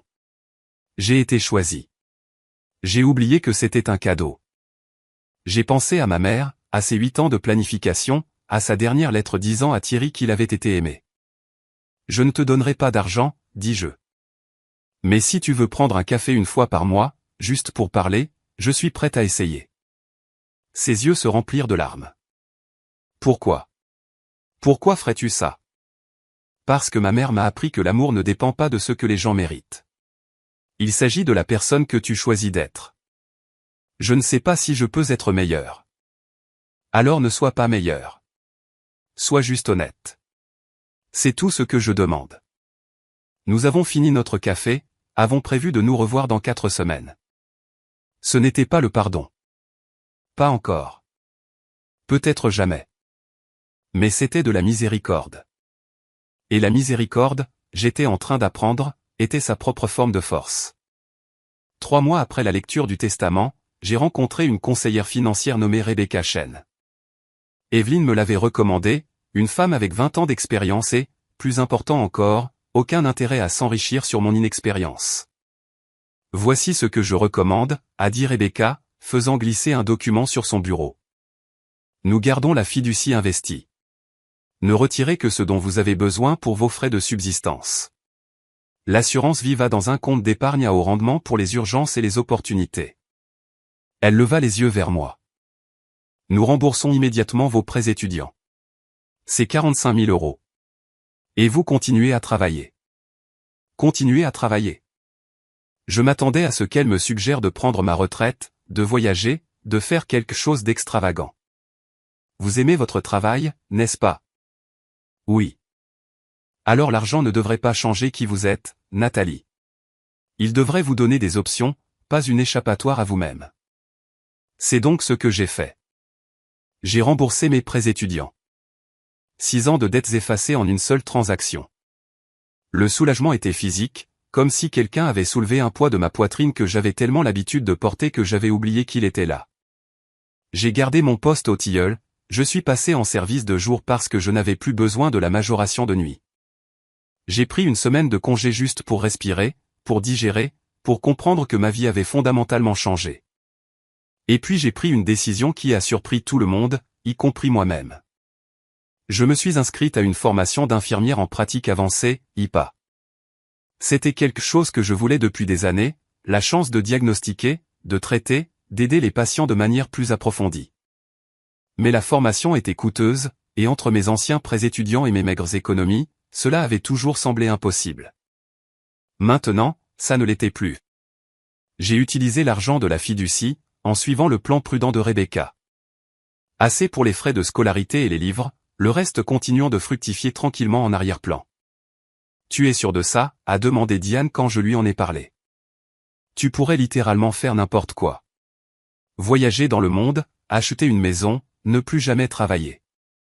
Je pourrais, ai-je convenu. Mais ce n'est pas la liberté, dit Anne. C'est juste du vide avec de l'argent. Je veux construire quelque chose. Je veux utiliser ce que maman m'a donné pour devenir encore plus celle que je suis déjà. Elle m'a serré dans ses bras. Elle serait fière. Je l'espère. 6 mois après la lecture du testament, j'ai reçu un appel d'Evelyne Côté. Nathalie, avez-vous le temps de passer au cabinet? Il y a quelque chose dont nous devons discuter. Je m'y attendais. La dernière lettre, celle que ma mère avait marquée ou pour plus tard. Le bureau d'Evelyne était le même. Lumière de l'après-midi à travers de hautes fenêtres, des livres de droit tapissant les murs, la légère odeur de vieux papier et de cire pour meubles. Elle m'a tendu une enveloppe, papier à lettres crème, l'écriture de ma mère. Elle a précisé que je devais vous la donner après 6 mois, a dit Evelyne. Elle voulait que vous ayez le temps de tout digérer d'abord. Je l'ai ouverte avec des mains tremblantes. Ma très chère Nathalie, si tu lis ceci, c'est que 6 mois se sont écoulés. Tu as eu le temps de faire ton deuil, de comprendre, de t'adapter. Je veux te dire quelque chose que je ne pouvais pas dire de mon vivant. J'ai eu tort de rester avec ton père aussi longtemps. Tort de le laisser te mépriser. Tort d'attendre si longtemps pour te protéger. Mais j'avais raison sur une chose. Tu n'avais pas besoin de moi pour te rendre forte. Tu as toujours été forte. J'avais juste besoin de te donner les outils pour le voir. Voici ce que j'espère pour toi. J'espère que tu me pardonneras de ne pas être parti plus tôt. J'espère que tu pardonneras à Thierry de ne pas avoir su mieux faire. J'espère que tu te pardonneras d'avoir jamais cru que tu n'étais pas assez. Et surtout, j'espère que tu utiliseras ta liberté non pas pour punir qui que ce soit, mais pour construire la vie que je n'ai pas pu avoir. L'amour n'est pas une question d'argent, ma chérie. Mais l'argent peut acheter du temps, de la sécurité et des choix. Utilise-le à bon escient. La lavande dans notre jardin, je l'ai plantée le jour de ta naissance. La lavande pour la protection, pour la paix, pour les nouveaux départs. Maintenant, va planter ton propre jardin. Je t'aime plus que toute la lavande de tous les jardins du monde entier, pour toujours. Maman. PS. Il y a une dernière chose. Un coffre-fort à la banque BNP Paribas. La clé est avec Evelyne. À l'intérieur, il y a quelque chose sur lequel je veux que tu décides. J'ai levé les yeux vers Evelyne. Elle tenait déjà une petite clé. Le coffre-fort de la BNP Paribas était petit, anodin. L'employé de la banque nous a conduits à la salle des coffres, nous a laissés seuls. À l'intérieur du coffre, 50 000 € en espèces, soigneusement liés, et un mot. Pour Thierry, si tu décides qu'il le mérite. Ou pour quelqu'un d'autre qui a besoin d'une seconde chance. C'est ton choix, Nathalie. C'est toi qui décides qui mérite la grâce. J'ai regardé l'argent. 50 000 €. Assez pour sauver Thierry de ses pires dettes. Assez pour lui donner un vrai nouveau départ. Mais ma mère ne le lui avait pas laissé. Elle me l'avait laissé, à moi de décider. À quoi penses-tu? A demandé Evelyne. Je pense que ma mère me testait une dernière fois. Te tester comment? Pour voir si j'ai appris la différence entre la justice et la vengeance, entre la miséricorde et la complaisance. J'ai touché le mot. Elle savait que je serais en colère. Elle savait que j'aurais tout à fait le droit de laisser Thierry se noyer dans les conséquences de ses choix. Et elle voulait que je choisisse quand même. J'ai pensé à Thierry au café, recommençant à 52 ans. À Margaret Morrison abandonnant son bébé en espérant une vie meilleure. Au nom du bois qui avait empoisonné un homme qui n'avait jamais su qu'il n'était pas vraiment le sien. Je ne vais pas lui donner l'argent liquide, dis-je. Evelyne hocha la tête, sans surprise. Mais je vais l'investir dans une fiducie pour lui. Il ne pourra pas toucher au capital, mais il pourra utiliser les revenus mensuels, peut-être 2 000 € par mois. Assez pour l'aider à se reconstruire, mais pas assez pour retomber dans ses anciens schémas. C'est généreux. C'est stratégique, ai-je corrigé. Si je lui donne de l'argent liquide, il le dépensera en essayant d'être celui qu'il était. Si je lui donne un revenu régulier, il devra construire quelque chose de nouveau. Et s'il ne le fait pas, alors l'argent me revient et sera utilisé pour quelque chose d'utile. J'ai fermé le coffre-fort. Dans tous les cas, j'aurais essayé. C'est tout ce que maman voulait, que j'essaie. De retour au bureau d'Evelyne, j'ai signé les papiers établissant la fiducie pour Thierry. Puis j'ai pris une dernière décision. La maison, dis-je, j'ai décidé quoi en faire. Oh. Je veux la vendre, mais pas sur le marché libre. J'y pensais depuis des semaines. Je veux la vendre à une acheteuse spécifique, une mère célibataire, infirmière dans un autre hôpital. Elle a 2 filles, de 6 et 9 ans. Elle essaie de sortir d'une mauvaise situation de location depuis des années. Vous voulez lui vendre au prix du marché? Non, je veux lui vendre exactement ce qu'elle peut se permettre, quel que soit ce montant. Evelyne sourit. Votre mère approuverait. Je sais. Et il y a une dernière chose. Je pris une grande inspiration. Je veux créer une fondation. La Fondation Geneviève Dubois pour les filles sans soutien. Une aide juridique pour les femmes dans les litiges successoraux. Des bourses d'études en soins infirmiers pour les femmes issues de familles patriarcales. Tout ce pourquoi ma mère a dû se battre seule, je veux que d'autres femmes aient de l'aide. C'est ambitieux. J'ai l'argent. J'ai la raison. Et j'ai le temps. Je l'ai regardé dans les yeux. M'aiderez-vous? Je serais honoré. 1 an après la lecture du testament, je me tenais dans le jardin du 127 rue des Érables et je regardais 2 petites filles s'occuper du jardin de lavande de ma mère. La maison avait une nouvelle famille maintenant, Maria Gonzalez et ses filles, Emma et Sofia. Elles avaient emménagé il y a 3 mois, et la maison semblait déjà différente, habitée, aimée, pleine de ce genre de chaos qui vient avec les enfants et l'espoir. Le jardin de lavande était énorme maintenant. Ce qui avait été des tiges mourantes était maintenant de pleines fleurs violettes. Les filles s'y étaient mises avec enthousiasme, apprenant les noms de chaque variété, comprenant lesquelles avaient besoin de plus d'eau, lesquelles préféraient l'ombre. Mademoiselle Nathalie. Emma, la plus jeune, a couru vers moi. Regarde, la hidcote est en fleurs. Je me suis agenouillé à sa hauteur. C'est magnifique. Vous vous en occupez si bien. Maman dit que ta maman a planté ce jardin quand tu es né. C'est vrai. Pourquoi de la lavande? J'ai touché l'une des fleurs violettes, libérant son parfum dans l'air. Elle m'a dit un jour que la lavande signifie nouveau départ. Elle voulait que je sache que même quand les choses sont difficiles, il y a toujours quelque chose de beau qui pousse en dessous. Sophia, la sœur aînée, nous a rejointes. Elle te manque? Tous les jours. Mais je la sens aussi partout, dans ce jardin, dans les choix que je fais, dans la gentillesse que j'essaie de montrer. Tu étais en colère contre elle d'être morte. Les enfants posent les questions que les adultes n'osent pas. J'appréciais cela. Pendant un temps, ai-je admis. Mais ensuite j'ai réalisé qu'elle ne m'avait pas quitté. Elle m'avait préparé. Maria a appelé depuis la maison. Les filles, à table. Nathalie, tu restes, n'est-ce pas? Avec plaisir. Alors que nous marchions vers la maison, j'ai vu une voiture arriver.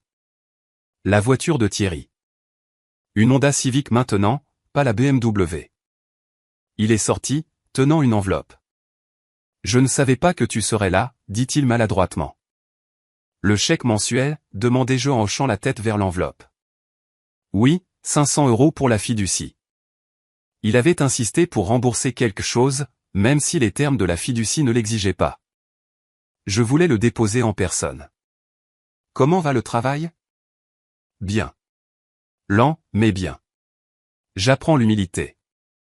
Il a souri, et ça semblait sincère. C'est étonnamment instructif. Une autre voiture est arrivée. Le Renault Espace de Diane. Elle avait apporté le dessert comme promis. Puis une grande berline noire. Grand-mère Elisabeth, aidée à sortir par sa nouvelle amie de la maison de retraite où elle vivait maintenant. La famille. Pas celle dans laquelle je suis né, celle que j'ai construite. Nous avons dîné ensemble. L'incroyable arrose con polo de Maria. Le gâteau au chocolat de Diane. Les histoires de ma grand-mère sur ma mère jeune femme. Les filles posaient des questions. Thierry était silencieux mais présent. Et pour la première fois de ma vie, je me sentais complètement, entièrement entière.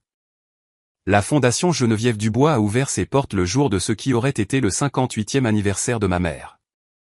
Le bureau était petit, un bel immeuble rénové à Lyon, non loin du cabinet d'Evelyne. Mais c'était le nôtre. En 2 ans, nous avions aidé 127 femmes à naviguer dans des litiges successoraux. Nous avions fourni une aide juridique, une planification financière et un soutien émotionnel. Nous avions financé 19 bourses d'études en soins infirmiers. Nous avions mis en relation des filles avec des ressources que leur mère n'avait jamais eues.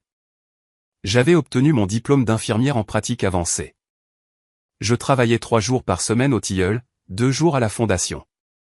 L'équilibre me semblait juste. Diane avait emménagé de façon permanente. Nous avions acheté une maison ensemble. Rien d'extraordinaire, juste un 4 pièces avec un jardin assez grand pour un vrai jardin de lavande. Thierry et moi prenions un café une fois par mois, comme une horloge. Il avait rencontré la famille de sa mère biologique. Il se reconstruisait, lentement. Nous n'étions pas proches, mais nous étions honnêtes. C'était suffisant.